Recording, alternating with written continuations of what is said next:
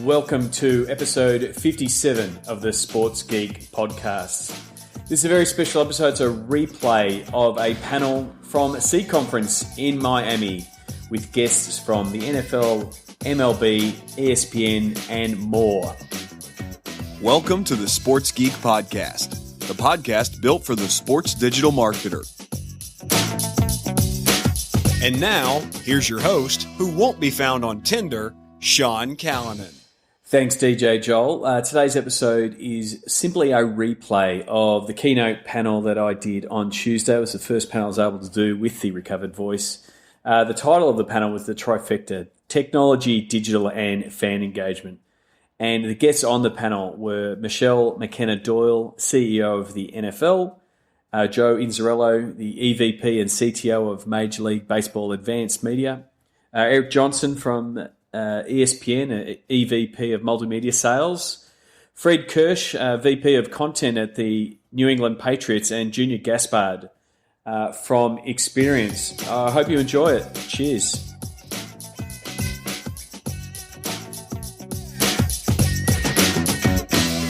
I think we'll get started.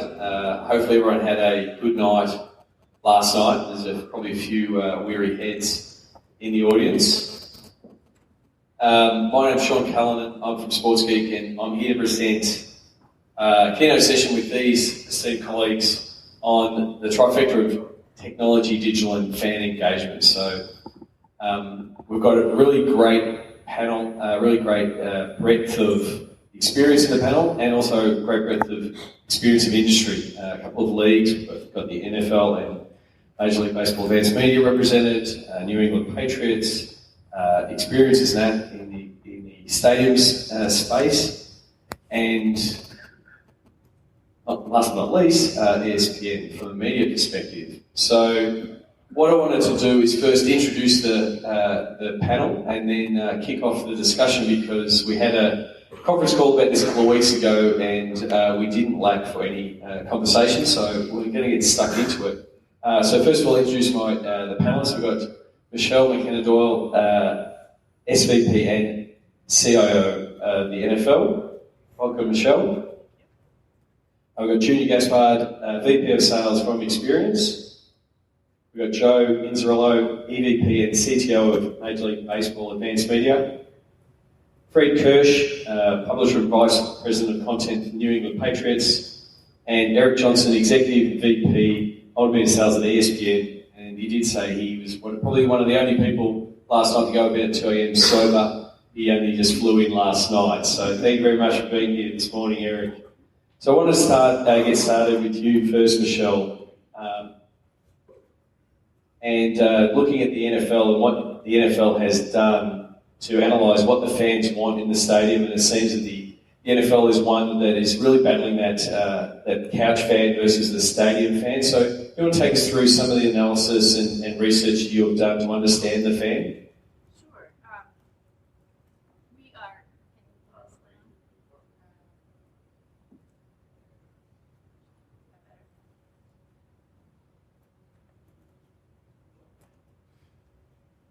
We are... There we go. All right.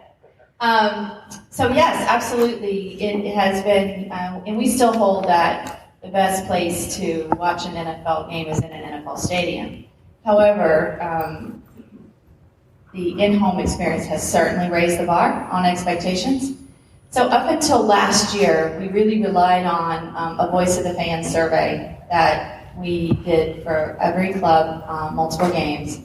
And it told us just pretty much what we expected, that connectivity was an issue in almost every stadium, some being better than others. But we wanted more empirical data. So this year we partnered with Extreme Networks and deployed their Purview Analytics Wi-Fi analytics system. And we have began to use it in many of our stadiums, and specifically the Super Bowl. And it was able to gather traffic patterns, data, not only what people did, but how long they did it, and multiple tries for multiple applications. And it really wasn't a surprise in general, but we did learn some things about how to tune the network, number one, just technically, and then number two, how to prioritize traffic. For example, at the Super Bowl last year, we learned that approximately 20% of the people using Wi-Fi were running operating system updates or app updates. And that is a major use or a bandwidth that shouldn't be prioritized. So looking at how to prioritize the traffic helps technically. So we started that last year and are continuing that program along with having in-stadium fan audits. So we have now people that from our team in New York go to every game and they actually record and not only the connectivity but the whole in-stadium experience. So as the Wi-Fi problem, historically it ceased. I remember in LA in 2011, I think it was a $5 fine every time someone talked about the Wi-Fi and the DAS problem. That's becoming less and less of a problem now. So I wanted to ask Junior, now that the Wi-Fi is kicking in, what do you see teams doing? And tell us about, you were talking to me before about what Alabama are doing as far as to engage that fan because you have got that connectivity. Yeah, so can you guys hear me? So, I talked to Sean and the team a little bit about our work with Alabama, and just to set the stage for everyone, so teams use us to enhance the game day experience for fans in the venue, specifically via the mobile device. And I thought Alabama was a good story because they redefined a 60-year-old tradition that they have using mobile technology. So based on who you are, who you're with, and why you're at a game, the thing that makes that game memorable for you is going to vary. So if I go with my little girl or if I go with my dad, that game is going to be different for me. So Alabama has a tradition called the A-Day game. It is a spring intra-squad scrimmage, red versus white, and Michelle can appreciate this as an Auburn fan. College football is a big deal in the Southeast. So there you go. And they get over 60, 70,000 people to come out to this intra-squad scrimmage, and it's almost a thank you to the people at Tuscaloosa because it's free to the general public, and these are fans who might not otherwise get a chance to come to an Alabama game because they don't have season tickets. So what Alabama did was they looked at the assets that they had, which were some reserve seating areas, they had locker room tours, they had field passes, and said, let's put those assets in the hands of our fans via mobile and let those fans choose what things would make the game memorable for them on that day. So they were able to impact thousands of fans at the venue who had an incredible experience. There was a dad who drove from Michigan with his son and talked about how the ability for him to do this locker room tour had created this perfect memory for him and his little boy. There was another fan who upgraded their seats or be able to get into reserve seating and talked about how they created this perfect memory. So really that was a good example, I thought, of how a school was being innovative and using mobile to really redefine this tradition that they've been playing since 1946 when Harry Truman was in office. So. Exactly, and on the mobile fan and the fact that you're engaging the fan via the mobile, I want to talk to Joe from a BAM perspective. We talked about so far the in-stadium fan, but BAM does so much work from a technology point of view to engage that out of network, out of the location, out of the team zone. Because if you're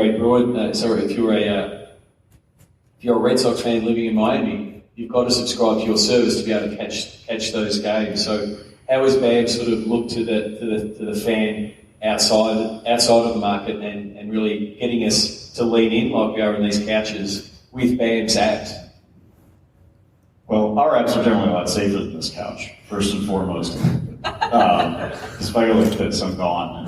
It's really a four-person panel. But, I think that the thing that I always think about when you talk about fans and where you engage them and things like that is there's no percentage people. So when people are like, well, 30% of fans want to do this. Well, market segmentation sometimes dehumanizes the aspect of fandom. People are fans all the time. If you love a team, you love a team. And so then it's really about, well, what context and what assets do you want with that context? And so for us, I think a lot of it is really about consistency and access and making sure that we have the right thing for what you're looking for. And so, the flagship sort of mobile product that we have is AppBad, which is the top grossing app in sports at this point in time. Since the beginning of the iTunes store, I think we were app number 4 in the iTunes store. And we bet early and often on trying to get that access to the fan. And sometimes you want to watch your out-of-market MLB TV game, like you were mentioning. But sometimes you just want to see the highlight, or sometimes you just want to see a live look-in that says, hey, we have a perfect game in progress.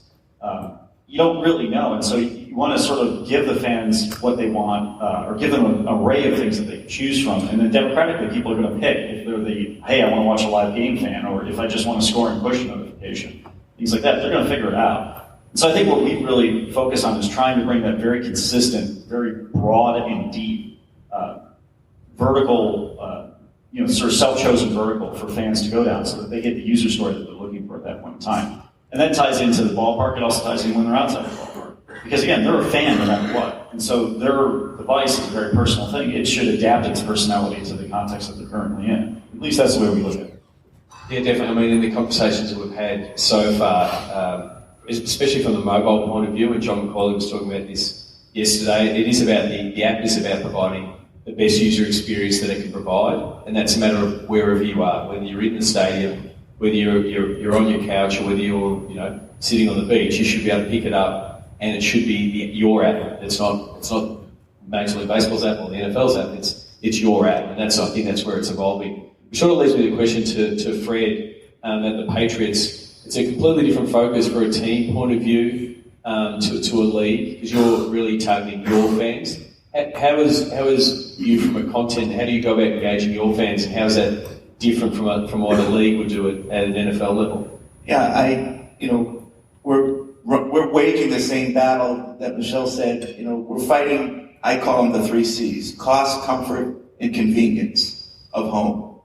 You can't compete with that in a stadium, so you have to focus on the other things that, for example, emotion, energy, entertainment, things that the home can't compete with at the stadium. So when the person leaves that game for whatever reason, there's some moment that they realize that, wow, I'm glad I was there to witness that or see that. Now, obviously winning helps. I think that's the most important factor, but it's the one you have the least control of. So we work on a number of things, technology-wise, and I kind of divide them up into 2 sections.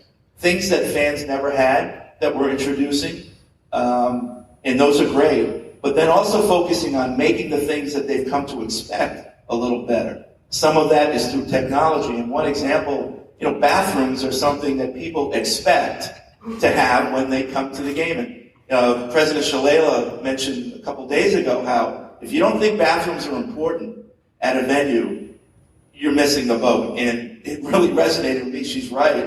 One of the things we did last year was do a little bathroom wait time feature on our game day app where you're sitting in your seat, it's time to go, you type in your section number, and it will give you the wait times for the 5 closest bathrooms to you.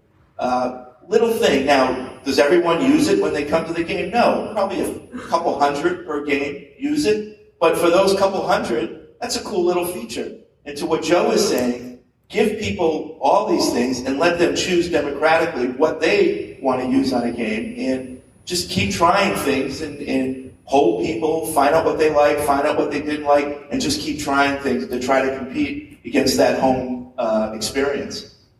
I mean, I think that's really important to make your app a utility for your fan. So they have a reason to open it up, whether it's a seat upgrade, a highlight, or a wait time for the bathroom, or where is the nearest beer line. Like, there's a reason for them to open the app. I mean, we can get people to download an app, but it's getting them to getting back to use it. And so if you put that utility as part of your app, that becomes something, and that becomes a story, a part of the experience. If someone says, "Oh, did you know you can open the app?" and it'll tell you where the shortest line is. Eric, I wanted to talk to you about where ESPN is taking, I guess, this engagement with the fan, and how important mobile is in that space as far as reaching the fan that is on the move all the time. Yeah, if you were to go to Bristol, Connecticut, you'd see scrawled on pretty much every wall and every building the company mission, which is really simple: to serve sports fans anytime, anywhere. And it really is almost a religion in Bristol to be able to try to accomplish that for a company that was built on being a cable television network at one point, and then 7 networks, and then a mobile company and a production company and all of that. It is a company that's very focused on live. And so from a television perspective, 96% of everything ESPN is consumed live. And that's very different than what's happening in terms of the television model, and it's helped to influence the way the company thinks about out of home with the mobile device in terms of what that usage is. We used to have 65 different apps and growing. We didn't have a bathroom app, but it was probably coming out of Bristol at some point.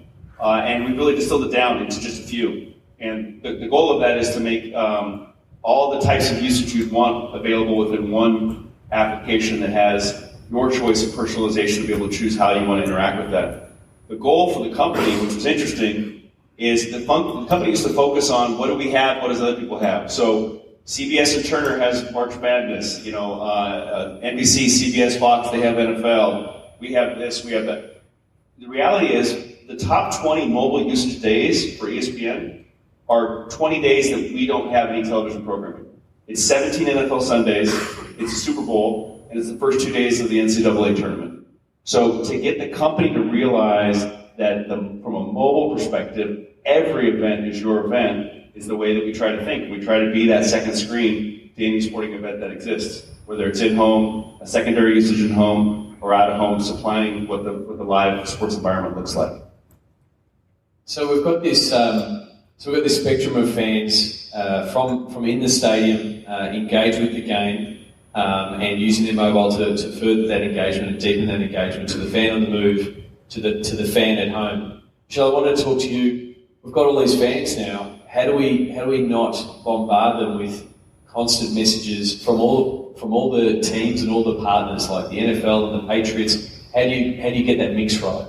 Yeah, I think that is very critical. I mean, there's so much excitement about talking to fans that pretty soon you can feel overwhelmed as a fan with all the communication.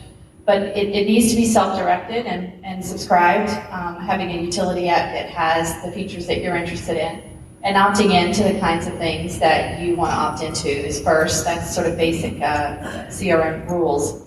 But what we looked at the NFL was we wanted football to be top of mind, not just a couple times a year, but all year. So we filled the calendar with multiple events that we agree with all 32 clubs that these are the banner events. And during these events, there will be messaging that will come from the NFL around those events, and then each club is also required to talk to fans during that sort of event about that event. And so it's pretty well coordinated. But there are also times when we agree at the NFL that we're going to go dark with messaging around general NFL or NFL Mobile or NFL Network or NFL Shop so that the clubs can market season tickets and have that type of activity. That has been something that is a challenge for an organization that is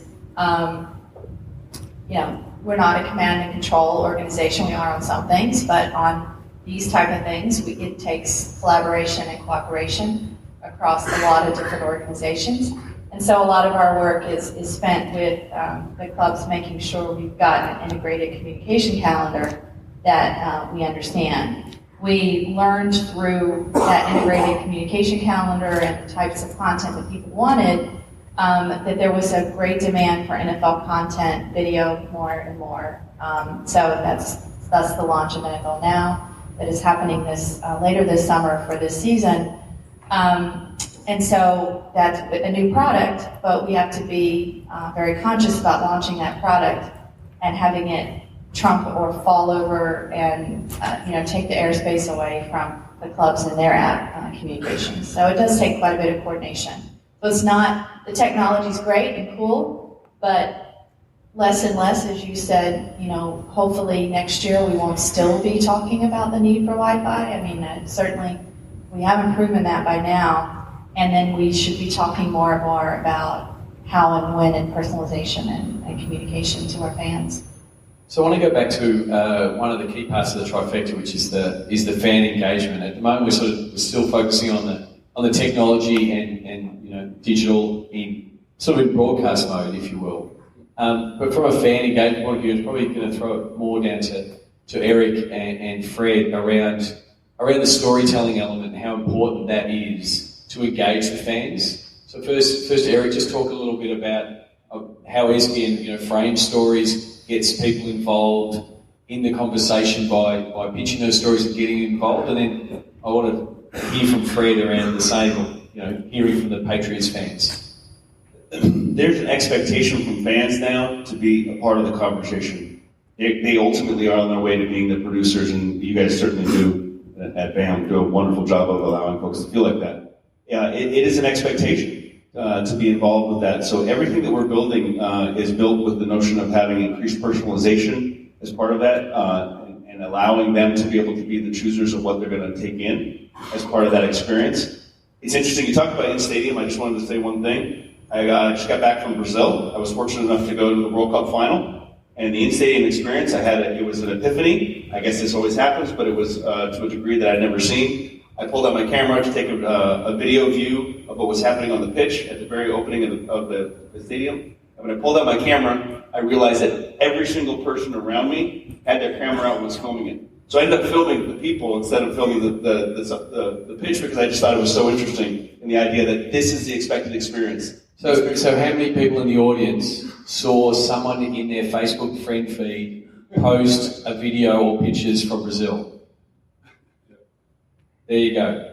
Yeah, it was 65,000 fans. It was 35,000 at least that were pulling that out. So to me, it was like this aha moment of that's the expectation, even in stadium, for a company that doesn't focus so much on in stadium as much as the other panelists here do. You have to take that into consideration. That's an expectation. Yeah, we had at the Super Bowl, this past Super Bowl, 3.2 terabytes of uploaded data.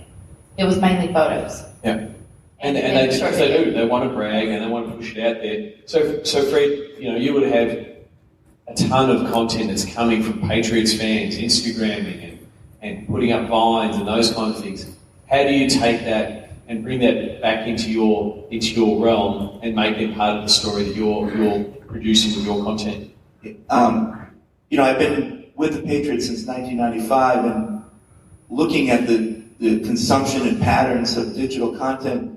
Back then, and through the 90s, probably Sunday was our least traffic day on .com. That's changed. Now, of course, Sunday is our most traffic day for all our digital platforms. And it's because of, people now understanding that, there's a second screen there to supplement. So we do a lot of things to really supplement the fans' experience, particularly on game day. One of the things, I do a blog during the game, a live blog that allows fans from all over the world to send in questions, and when I can look down, I answer as many as I can. I have, on average, about 18,000 unique people on that blog during the game. And that's thousands of questions that are coming through. I answer, maybe 100 or so during the course of a game, but the point is, they're all looking to be part of a community during the game, even if they can't be at the stadium. Another thing we do is we do a little pregame show on our Facebook page. And during that, we're soliciting people to send us our photos from the parking lot or from wherever they are getting ready to watch the game. That might be a sports bar in Arizona, or it could be a beach in Brazil. And people they send us their photos, and we'll post them right up on the Facebook page while we're doing this IP radio show. And it's just another way to make people feel like they're part of that Patriots community on game day, the day that everyone gathers.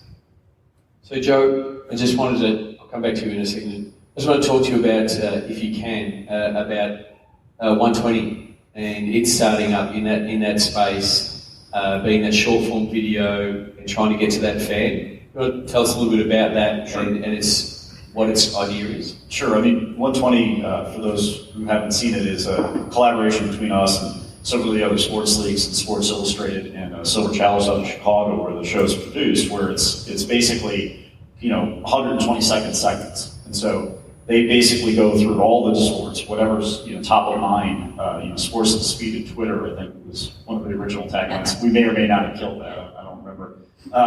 But the notion is that it is a live linear. You can just sit back, you can watch segments and just go from topic to topic to topic. But it's also, from a tech standpoint, pretty slickly done in the fact that all of those 120-second segments become available as immediate VOD or immediate highlights, and they're very hyper shareable, hey, you got to see this. You can follow a topic, so if there's an emergent topic that's out, so-and-so is going to get traded, so-and-so, is injured or whatever. You can see it unfold over the course of the day in these segments, and then things can get updated. And I think it's, I think it gets back to everything that we're talking about. It's the notion, it was originally one of those things where like the broadcast model was this concept of like one to everybody. And then it was, it's asymmetric sharing, where it's like a few very big trendsetters to everybody as well. But we're getting more and more asymmetric in that, I think. And it's a participatory thing. Like I want to go to participate in, it's the digital face paint. It's supporting the team in that way that people are really doing. And I think 120 is sort of the extension of it. It kind of aligns with what we're doing at BAM too, where it's really like giving, again, folks the tools. One of the things I talk about, content discovery, because all of the sharing is great, but if you don't have a way of discovering it, it doesn't really do you much. And I was wondering, when you think about it, how many people bookmark things in your browser anymore? I mean, if you go back 10 years, like that's how you got around the internet. It was like, there's this site I'm going to go to, and that's my trusted site. And it's just not that way anymore. It's all about content discovery. And if you look at younger demographic, they don't even know what a bookmark is. They're like, what's that? They don't remember what a book is, and therefore bookmark and then the abstraction of a bookmark are all pretty foreign concepts. But they search, they follow, they go to see what their friends watching. They do all these different mechanisms in order to garner content.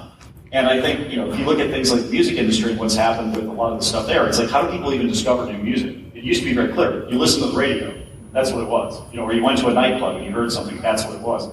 Sports is in that point of inflection where we're all trying to figure out how you come up with the next metaphor of what that looks like. And so I think 120 is a pivot on that metaphor.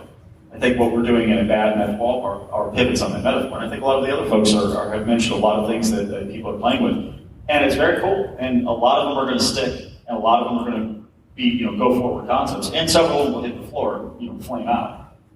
And that's part of the fun of it right now, is being at that inflection point, really trying to understand how much the sports fan wants to feel official and how much they want to feel like they're a fan in the parking lot tailgate. Definitely. I think a friend of mine just recently released a book called The Great Fragmentation. And that's exactly what's happening in the world of sports. We're going from where traditional media would show a ball game from the 3 hours, and now we're getting these bite-sized chunks that are bringing people back to the game. Like NFL Red Zone, that's bringing people back to the game. I think when the IPL first broadcast on YouTube, there was that fear of, oh no, it's going to detract from TV and people aren't going to watch TV, they're going to watch it. But all the studies showed the more people watch the clips on YouTube, the more they watch on TV. So, those sort of short clips that you're putting out with 120 will drive more people in. Back to the storytelling and allowing the fans to tell their story. So how are the teams you're working with experience making sure that the fans are telling that story, that they had that great experience? How are they leveraging that in what they're doing? Yeah, we see a lot of teams using social and encouraging fans to post images and tweet about their experience at the games. And just to go back to something that Fred touched on earlier, one of the questions that we get often is, hey, doing all this technology and all this stuff to enhance the experience, is that going to take away from folks actually watching the game in the venue while they're there? Are they just going to want to not even think about the product on the field? And I go back to at the beginning, all of these folks are fans, and they're there for the game. They're there to create that perfect memory. So you want to have this technology to enhance it while they're there, but not to distract from the product ultimately on the field. I think Joe may have touched on it, or Fred earlier. You want to create a memory that 10 years from now, you're going to remember you were in the stadium when that happened and had an incredible time, not that you were sitting on your couch watching a particular game. But yeah, we see a number of teams encouraging fans from social, Facebook, Twitter, a number of things to get the content out there and share their experience at the game. And I go back to the thing that makes a game memorable varies significantly from person to person. One of our teams that we work with is the Minnesota Twins, and they had a fan that had purchased a ticket. He was going with his dad, and then his dad had to have hip surgery or something like that, so he couldn't get around. But the ability for them to upgrade to an accessible seat category on the phone was amazing for this fan because his situation had changed from the time he bought the ticket until he was going to the game, and he didn't even know that was a category available for him to upgrade into. So again, the thing that makes the game memorable is going to vary from fan to fan based on their situation. So we see teams using it in a lot of different ways. So Michelle, I wanted to ask you about the Together We Make Football campaign and what the NFL has done with that. Yeah, so to your point around fans wanting to contribute and belong, it became a national campaign for the NFL, advertised on the Super Bowl, and a year-long plan that came out of our fans telling us that that was the most important thing to them, was to feel that they were part of the game. And so our marketing department really branded a whole campaign called Together We Make Football. It asked our fans to upload their NFL story, and unbelievable stories from I was engaged at this game, I was married at this game, my parents had their 50th wedding anniversary here, or my first child is named after this player. And we got some amazingly emotionally touching stories, and that became really a campaign and also a contest. So the top 4 winners were brought to the Super Bowl last year. And so those are the kinds of things that fans are driving because they're sharing their stories, and that content is so compelling that it's better than a content that we would create or a story that we would create. And we find, to go back to the in-stadium experience, is if you synchronize your device experience with your scoreboard experience and with your in-stadium entertainment, you really take it to the next level. Some clubs have done this amazingly well, so that the experience on the phone isn't a disjointed experience, but it's integrated with the whole plan.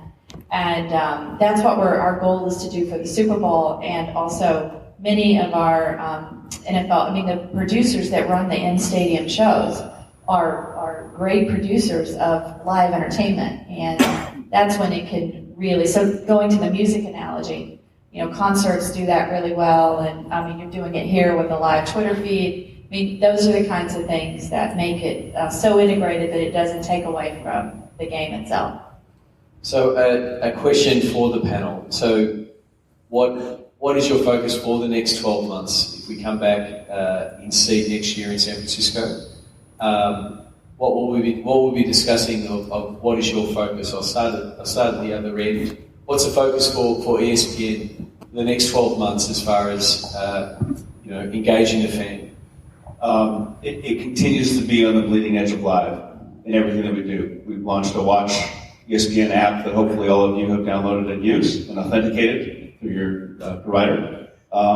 But just in terms of something like the World Cup, we saw 3.5 million new unique individuals who've now authenticated and are part of that experience.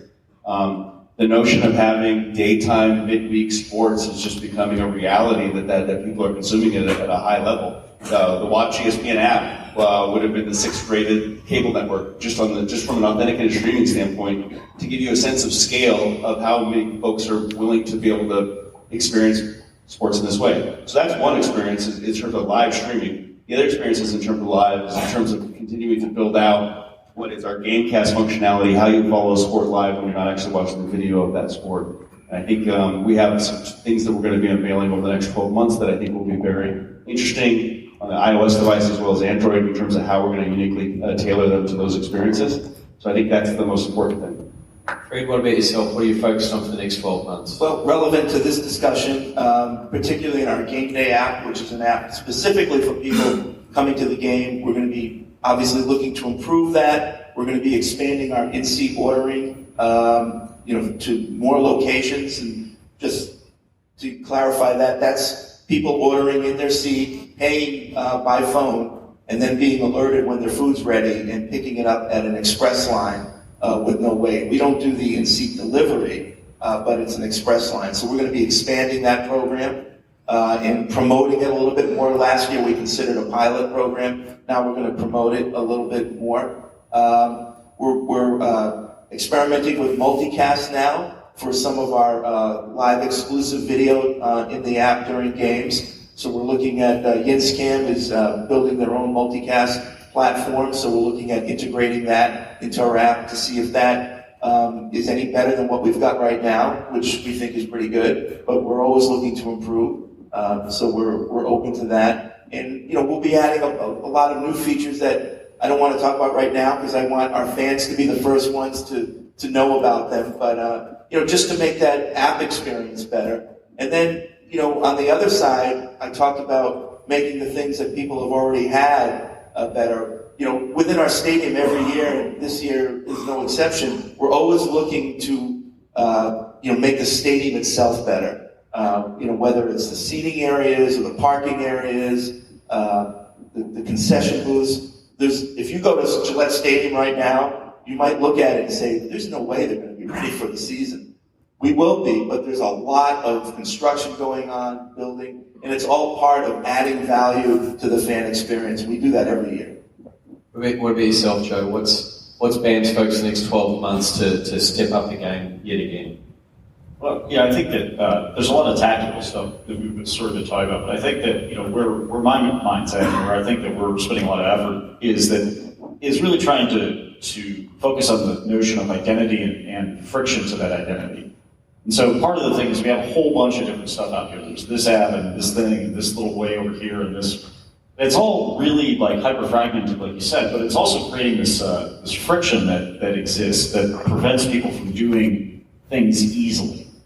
And so I think, if you look, for example, at the airline industry, most of them got it pretty right. You have a frequent flyer program, you have this loyalty thing, you can kind of get on, you get your stuff digitally, you can do all this sort of stuff. If you look at us in sports as a whole, we got a long way to go still. And there's all sorts of historical reasons for it, and this vendor, this thing, etc. But ultimately, what we're really trying to look at is trying to wrap that up into something that's a little bit more clean and a little bit more like a real loyalty program that really every aspect of your fandom that touches us, we can reward and we can try to give you a better experience. We can try to offer you something maybe you didn't know existed. And really trying to lock that in. And from that drives tons of technology. Baseball bet this year very heavily on BTLE. I had a program in my capital forecast that was 5 ballparks I was going to put beacons on. We're at 29 right now out of 30. And so the ramp has just been incredible on something like that. But proximity is a part of removing that friction. Like, why do you have to go navigate an app when I'm like, oh, he's standing in front of the beer sign, or he's at the gate, let me pull up his digital ticket. And so that's what we're really looking at, is trying to remove a lot of the friction that's around that uniquely we can do as a league and as a community of teams that would be harder to do for other folks, but really trying to see if we can nail that. Because as I said, I think airlines by and large are a great example of getting it right with a very small feature set, and we're in a very, very large feature set, and we think that we can get it even more right than what we've done in the past. So that just, again, taking the friction out of it and trying to rally around the notion of an identity that can be rewarded from a fan loyalty standpoint is something that we're really focused on.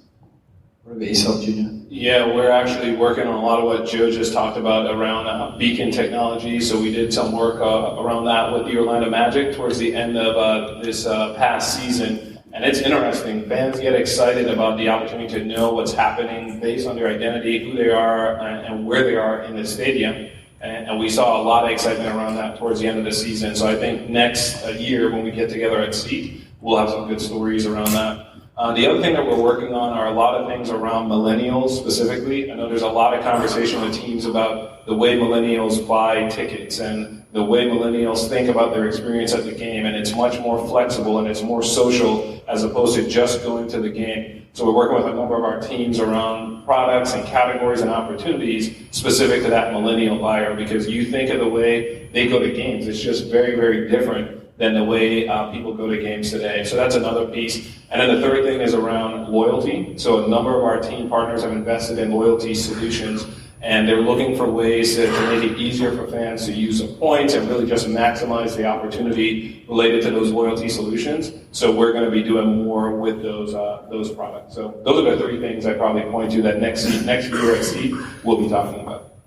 What about yourself, Michelle? We started the conversation talking about the studies you've done of the fans. Mm-hmm. You've got the analysis. Mm-hmm.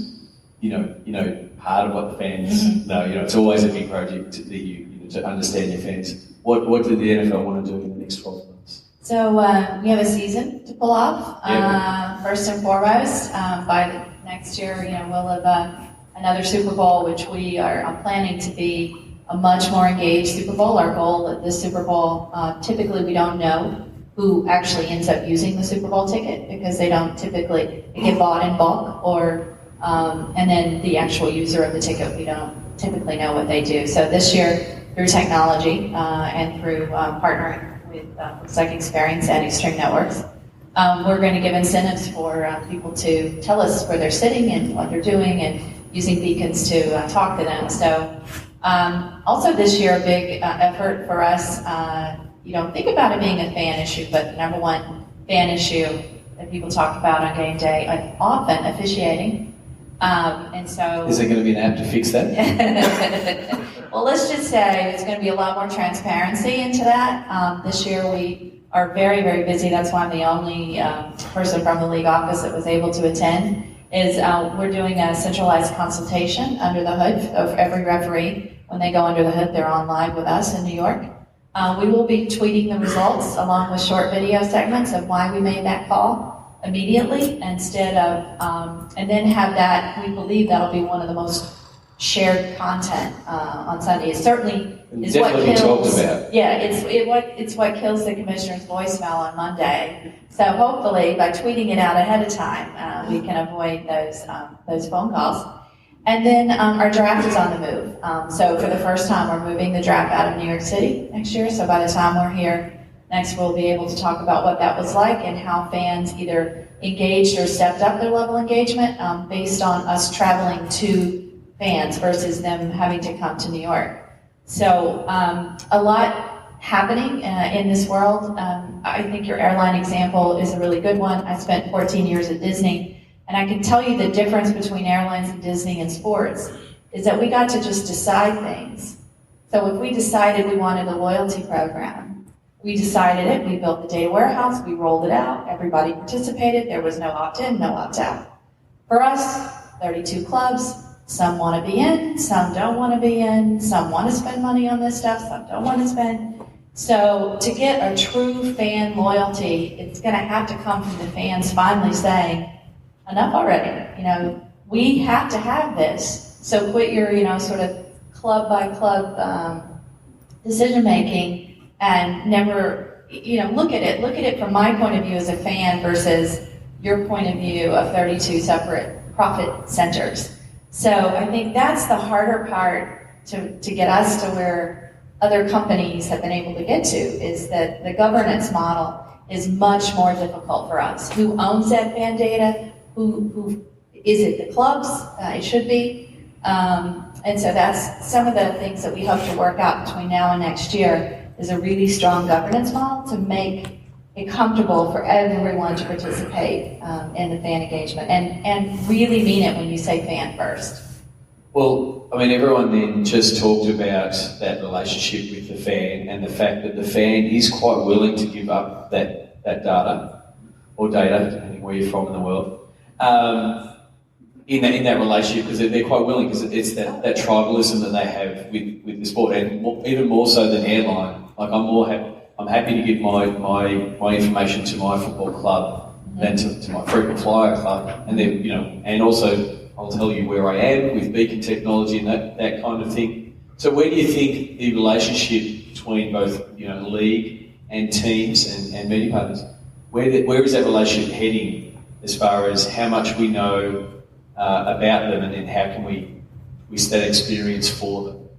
I think it is absolutely, we're going to know more. We have the opportunity to know more about our customers than any other industry. They want to tell us, even without incentive, they want to tell us. And that's because they want to share their memories. So I think it does start at who you're a fan of. You can be a fan of the NFL, but you're more likely a fan of the Patriots or the Packers or the Seahawks.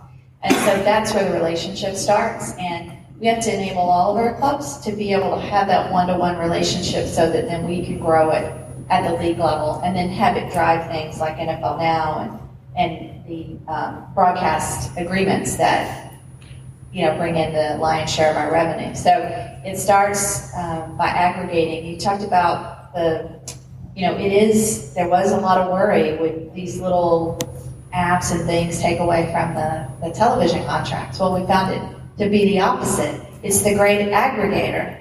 So live sports is still the great aggregator on broadcast television. And it's still a premium product, as Eric said before. Though it is big, so I think we'll just see more and more of that. What about yourself, Joe? Where do you think the relationship with the fan is headed? Well, I definitely think people are willing to give up a lot more information to us because of that fandom side of it. But it's an enormous responsibility at the other side. So it's a really double-edged sword, because if the data that you're collecting isn't working for them and is only working for you, then they won't be so willing to give it up. And so it really comes down to trying to figure out what are like actionable, meaningful things that you can do with that. Part of it is not having to ask people things twice. So, for example, something simple like, hey, what's your favorite team? And by the way, if you ever use your credentials to log into any other MLB thing, you're going to know what your favorite team is. I think is a great example of making the data work for the fan. Why am I asking you more than once? Just because this app was built by this company or that app was built by that company. That's an internal thing. That shouldn't be a fan-facing thing. And so I think taking the data in, understanding how to make it meaningfully actionable, is really what it gets down to in that concept of loyalty and that concept of reward, or the concept of just giving them the bullhorn. I mean, simple things like we've had different folks like Stephen Colbert and other people, take over the MLB Twitter handle for a day. That's fun. And, it's an accessible thing that a fan can do. If you're the most creative person, whatever, you can have a shot at that. And so really, I think that it's learning how to play all of these various different instruments we have, like an orchestra. And right now, it sounds a lot more like a tune-up, I think, in general, where, the oboe's over here and the flute guy's over there, and we got some strings that are still tuning. And so we're starting to get the right instruments, and we're starting to hear a little bit of harmony on it, but we're really not at the point where it's a symphony yet. And I think that's what we're really looking at, too. And, there are a lot of rules in the symphony where it's just pluck the string 3 times, and that's what you do for the entire movement, right? And that's where I think that we have to be really careful, is that we're not overusing some of these instruments. And that's where people are going to start to tune out, or that's where people are going to have bad experiences. And, the reality is that, at some level we compete with the other leagues for entertainment value, or even our TV partners or whatever. There is a rising tide lifting all boats or sinking all boats. And so if a particular league or team or broadcast network does something that makes people feel like, that's really creepy, that's going to set the whole industry back. So we're all sort of stewards in this, trying to figure it out and trying to figure out what's a meaningful use of the data versus just a creepy use of the data. It's an ongoing use of data, too. You have to provide the value on a day-to-day, week-to-week, hour-to-hour basis. So people are willing to give you that, but if you don't give them a reason in the value proposition, which is what Joe was going, they'll opt out very quickly into that experience. So we're fortunate in terms of the fact that we publish on every single screen, so the notion of having your favorite teams track you wherever you go is a value. We have over 11 million folks who play fantasy football around the NFL. That becomes an opportunity to be able to engage them one-to-one and give them value that exists to where they're willing to share more and more data with you. But then also how we use those with advertisers, we're very selective in terms of creating targeting opportunities for our clients, but at the same time not going too far as to make them feel that they gave up too much information to us. Go ahead, Joe. I was just going to add, to that point. Sometimes information is in and of itself, tailored to the fan, the thing that's empowering. I mean, one of the most important aspects of sport is trash talking.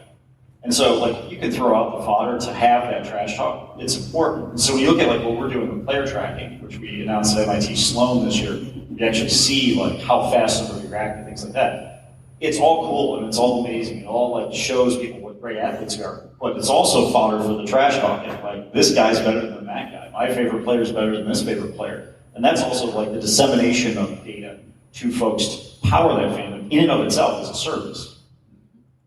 Fred, I wanted to ask you to wrap up, because you're the one on the panel that has the most avid fans. Media companies, leagues, they, like you said before, people are football fans or baseball fans, but when you're a fan of a team, that is where you're at your most peak. So how do you think the fan relationship is changing for you at team level? I'm not so much sure they're changing as much as we're changing.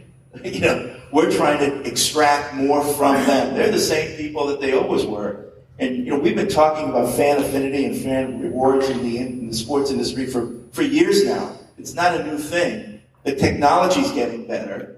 So we're coming up with more creative ways to create these programs. But I will still say that individually, these fan rewards programs, I'd say a good percentage of them are going to be disappointing.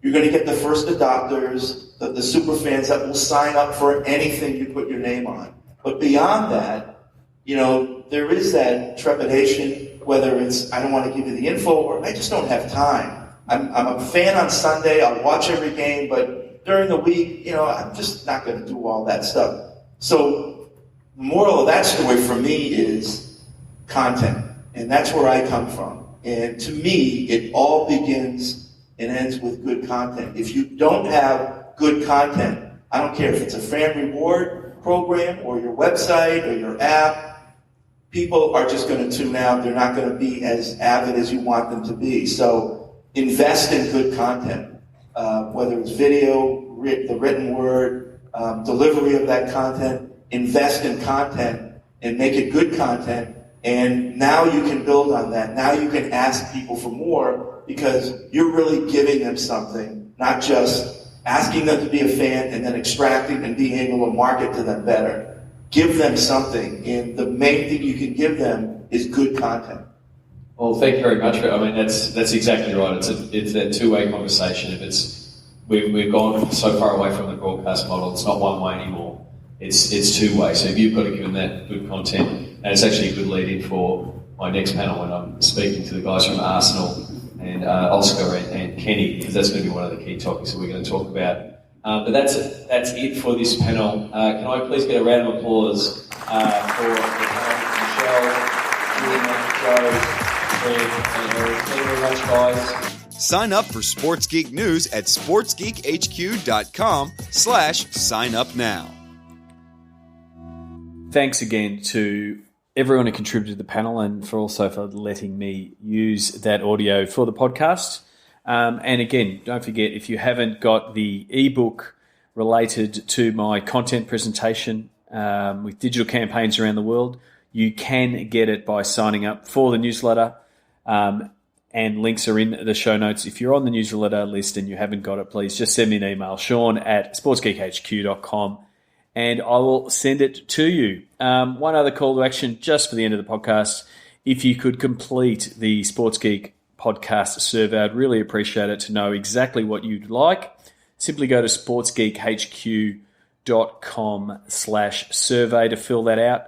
And another one, if you can do a favor, if you're heading to South by Southwest and you want to hear a really cracking story, Rich Clark from Arsenal has pitched to do a panel on their performance around the FA Cup and how they covered that event from a digital point of view to engage their fans. There'll be a link in the show notes for you to vote up that panel for South by Southwest. It is on one of my things to do. I will get to a South by Southwest in the next year or two. That's it from me. Thanks again for downloading and listening to the Sports Geek podcast. As always, you can get me on Twitter at Sean Callanan or at Sports Geek. And you can always find me, use the old-fashioned way, and send me an email. If there's a way that I can help your team develop your digital presence and better connect with your fans, I'd love to work with you. Sean at sportsgeekhq.com will land in my inbox, and I'll do my best to reply to you as soon as possible. Cheers. Check out which teams work with Sports Geek at sportsgeekhq.com/clients. Find all Sports Geek podcasts at sportsgeekhq.com/SGP. Please leave a review on iTunes. Go to sportsgeekhq.com/iTunes. Thanks for listening to the Sports Geek Podcast.